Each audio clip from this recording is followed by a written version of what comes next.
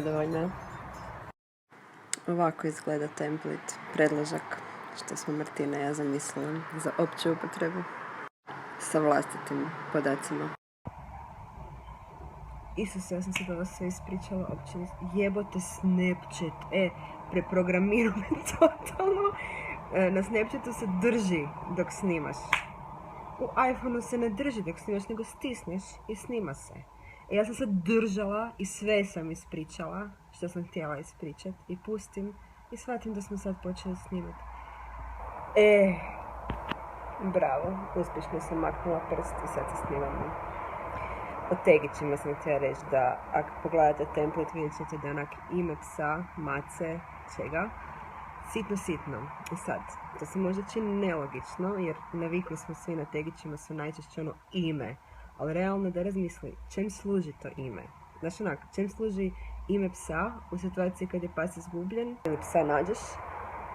Treba ti broj telefona, treba ti nekakav kontakt i zato je uočljiv broj telefona, a isto tak je uočljivo i onak traže me napisano jer ima sablažnjivo puno pasa samošetača koje ljudi puste onak da se šeću. I ja uvijek kažem onak te spike, moj čuko je pametan. Onak nije tvoj čuko pametan, nek si jebeni, neodgovorni idiot.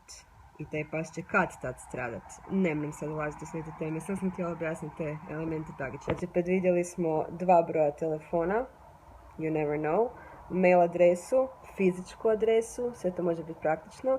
Stane čak i onak zdravstvena napomena, tipa makar i sterilizirana, što je za mace posebno zgodno, a i za pse, a ga nađe neko ko ima istog spola psa, pa tararara kazi. Isto tak recimo, moja prijateljica ima psa koji pati od pemfigusa i njemu je cijela njuška u ranama zbog bolesti. Ali to niti je zarazno, niti je opasno, niti je ranjen. I onda ako njoj na tag-iću piše pemfigus, veterinar, a realno i bilo ko kad zagugla, može vidjeti o čem se radi i pomoć fucking psu, nego se bojat, jel? Zakaj sam se sad tako zrujala? Ne znam. Vjerojatno zato kad sam se sama sebe raspizdala sa krivim stiskanjem playa. Jer sam ja to sve tako lijepo ispričala već, ne? I sad imamo reprizu i koja vjerojatno uopće nema smisla. Još sam zapravo htjela reći da nije potpuno besmisleno da piše ime psa, jer imam vlastito iskustvo jednog psa kad smo našli, kojeg smo uspješno vratili vlasniku, jej. Nije imao nikakvu oznaku, išla sam veterinaru i očitali su mu čip. Mislim, taj pas je bio onak totalno, nije bio onak izbezumljen, trgam se, ali bio stisnut, ono, umro sam u očima, kip sam, ne? I moment kad je ona pročitala njegovo ime, zvao se inače Thor. I kad smo mi njemu počeli govoriti Thor, njemu se vidljivo pogled promijenio. Znači, onak, mi smo mu i dalje bili isti, svi nepoznati ljudi, a onak, nekomu se obraća, nekoga pozna, nemamo pisati kako je on doživio mir. Tako da, eto, nije potpuno besmisleno da bude ime na tag-iću, ali definitivno nije onak poanta tag-ića da piše ime psa, jel?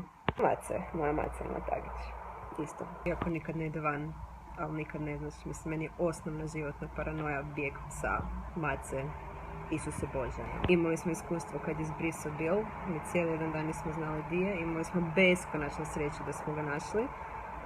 Samo zato kad su ljudi reagirali, to ću vam nekakvom drugom prilikom ispričavati, a isto tak Beki, Mila, njih smo sve našli na cesti, ne? One su evidentno bile ostavljene, izbačene, neželjene, ali puno pasa zbilja ljudima pobjegne. I onda onak fakat je jednostavno staviti tag-ić, to je najjednostavniji način da se onak najbrže spoji situacija u normalno. Doslovke, naravno, čipirajte si životinje, Isuse Bože, zašto se to treba uopće objašnjavati. Stavite i tag-iće.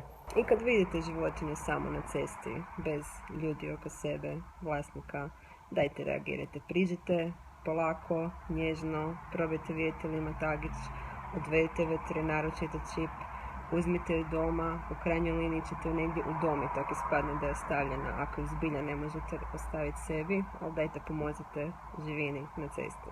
Budite čovjek kad već neko drugi nije bio čovjek, ne? Mislim, we are the world, we are the children. I još bi možda iskoristila ovu priliku kad sam ovako razgovorljiva. Ovo je apel. Skupljajte za psima.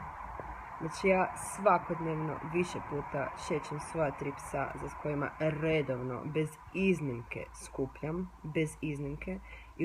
I ne u svakoj šetnji, nekad zbilja niš ne sretnem, nekad I couldn't be bothered, ali fakat često skupljam i za tuđim psima, posebno onak oko zgrade, ne, jer onak sam čekam da mene neko napadne, jel?